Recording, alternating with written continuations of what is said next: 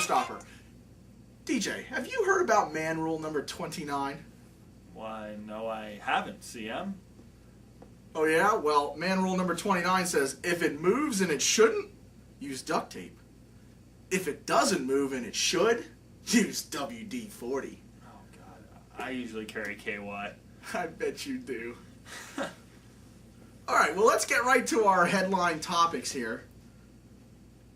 First topic that's up for this evening here is the big one, Matt Hardy finally getting his release. What do you think? Good job, WWE. You weren't really using him. Good job, Matt Hardy. I'm sure that you'll have something better in TNA. They'll hook you back up with Jeff and go from there. That's it? That's it, dude. I'm not a big Matt Hardy fan. I've never seen too much of Matt Hardy, so he was never really a world heavyweight contender. He had his place. He didn't like his place. Adios, Matt. I agree that he wasn't really ever a world heavyweight contender, and nor do I really believe that he'll ever actually be a world heavyweight contender. And as it's not like a slight against Matt Hardy, per se. I just don't believe that with his skill set, with his, I don't know what you want to call it, but there's something. Charisma. Well, I mean, there's something that's missing. The guy's very creative. He's very good in the ring, but his moveset doesn't thrill a crowd. It's just solid wrestling. And there's nothing wrong with solid wrestling. You gotta have solid wrestlers. William Regal is a solid wrestler. He has charisma. Well, when he plays that comedic role, he does, but when he still has as a heel, dude. Sorry. I don't really agree with that. I do. All right, well, we're still on Matt Hardy. Let's talk about Matt Hardy. I think it's a good move that they WWE released him. I don't think there was anything they were going to do with Matt Hardy. I don't think there's anything that they could have done with Matt Hardy that they hadn't already done, and I don't think that that they were really going to use him anyway, even if they could have had something creative or effective to use him for. What he can do in TNA, I think that he can add some credibility to it. I think putting him with Jeff in some fashion, whether it be as a as a heel, as an opponent for Jeff, or as a partner for Jeff, or whatever the case might be, is going to be good for them. Whatever. I just, I'm happy that Matt finally got released, because obviously we know that he's been wanting to get out, and he's out. And I gotta stop saying And there's the bell. Second topic then. Our second topic is William Regal's retirement. WWE, I wouldn't say they dropped the ball on one of the biggest talents they've had in terms of in-ring performers, but he may have just dropped the ball himself. If you all remember back in 2008, Regal was set to have this huge push going towards the World Heavyweight title. I think Triple H was the champion at the time. Randy Orton had just gotten injured. Regal had just won King of the Ring. He was on top of the world, had his big feud with CM Punk. And then he had his second drug test turn up positive, see it for 60 days. That essentially was the last we heard of anything decent from William Regal. Since then, he's been reduced to a comedy act. And it's sad. It's sad that he never really got the big run, even if it wasn't an actual title run, just a little bit of a push. Well, my opinion on William Regal is, as an in-ring skilled performer, there are very few that are better than him. He's very good in the ring. Obviously, the comedic thing you touched on, very, very funny. Some of the things that we've seen him do. I prefer him as a heel than I do as a babyface. Yes. But you talked about him winning King of the Ring, which is fine. Yes, he did. You talked about him moving on to bigger and better things as far as getting into a feud for the World Heavyweight title. See, for me, I don't think William Regal, what we've seen of him or what we've seen him do, has any business being anywhere near the world title. Wow. If you got something, I know that we just ran out of time on that topic, but if you want to counter that with something. I'll let it go, man.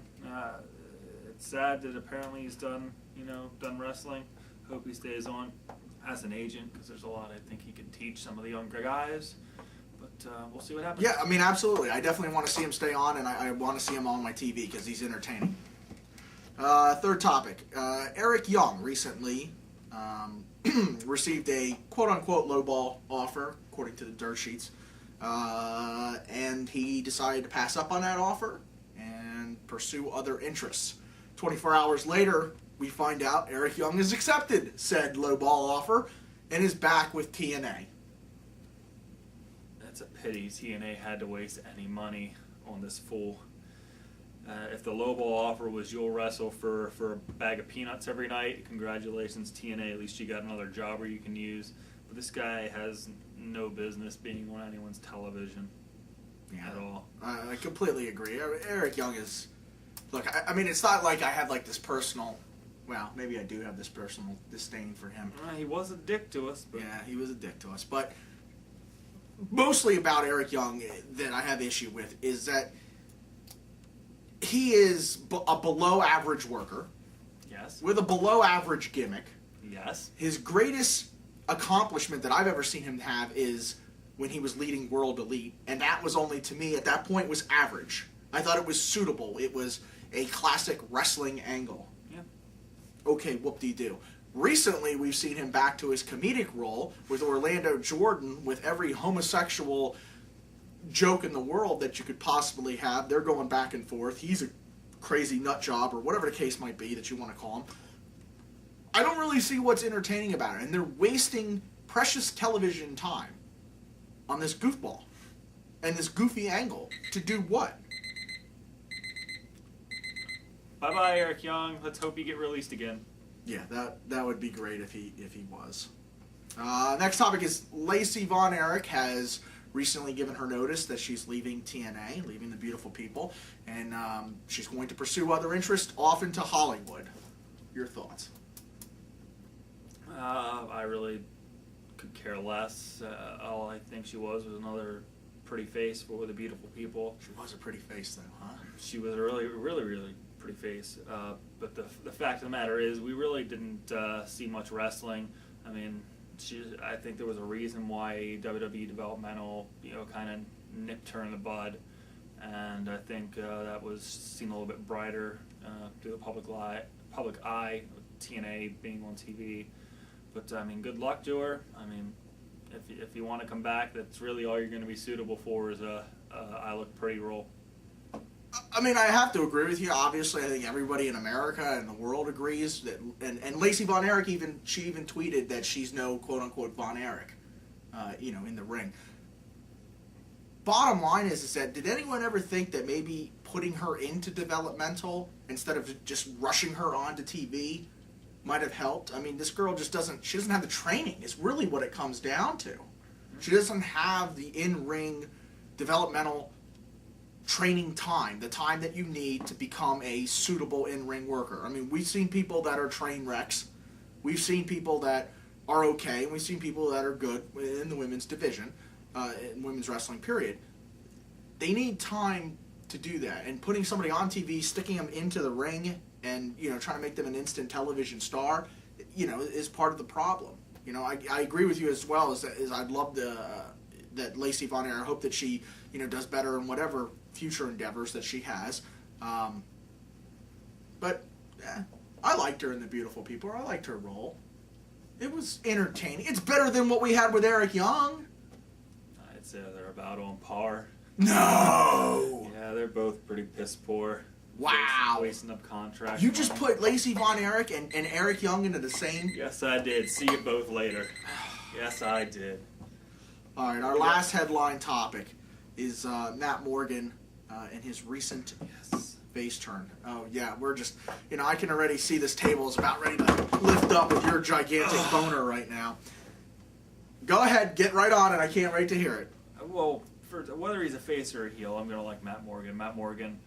I think he's a great in-ring talent. He got an incredible look to be, top of the game performer. I think on the mic he's got a good enough mic skills that he could be a decent champion for TNA. Whether that's face or heel, I think he could do it. I think he was pushed into this face role with TNA kind of being out there with Angle being written out of storylines, Anderson being injured, and other people involved in other storylines. So I think he was pushed into the face role a little bit too soon. But too soon? I feel like this is right where he has the potential to be, is right up top. The only sad part is I, in no way, shape, or form, see him taking the belt off Jeff Hardy, especially with this new incarnation of TNA's heavyweight championship. I mean, again, I agree with you as far as our likes of Matt Morgan. Great big man, very good in the ring. Let me trim that back a little bit here, get off of his nutsack and say, solid worker in the ring. Exceptional for a big man, I think. Mike's skills are suitable enough. Correct. Definitely has that charisma. What I think I don't like about this, really, it's not Matt Morgan's fault, is I don't like the way that the face turn went down. I think that they panicked with Anderson being injured and wanted, instead of just going with something else, they have a number of different contenders they could have gone with, and instead of going with a Samoa Joe, or I know they're holding RVD off because they're waiting for that to be the big one. Wow, time already expired on that? Wow, you sucked up all the Matt Morgan airtime. Sucking on his nuts too much, I'm sorry. Well, before we go to a commercial break on this one, I want to just finish this point, and that's that, he got forced into this. I know that they wanted to hold off on the RVD, but I think that they should have come up with something better and had done some sort of slow turn. I think they did an injustice to Matt Morgan by just shoving him right into this, knowing, and everybody knows that he's not going to win the world title right then and there at Turning Point, which he didn't. And now, okay, so now he's kind of in the role of one of the top baby faces contenders for the world title. That's great for him. Glad. I want to see him have more TV time. But, I mean, honestly, I think he's just, a stepping stone to Jeff Hardy getting to RVD at some point. Or maybe, I don't even think Kurt Angle's in the mix anymore. I think it's just a stepping stone to RVD. Okay. All right, well, we're going to take a quick commercial break, and then we're going to come right back. Hello, folks. CMShowstopper of Color Commentary. Just wanted to give a quick plug out to our good friend Brian Barth at Sports Fan Promotions. He has a great Matt Hardy signing convention lineup coming up here in the coming days. You will be able to catch Matt Hardy for autographs and photos on Friday, December 10th between the hours of 6 and 8 at Seduto's Ice Cream in Staten Island, New York. You can also find Matt Hardy Saturday, December 11th between the hours of 10 a.m. and noon at the K&S WrestleFest at the Ramada Hotel in Essington, Pennsylvania. And also on that same date, December 11th, he'll be at between the hours of 3 and 5. He'll be at the Point and Still Irish Restaurant and Pub in Hackensack, New Jersey.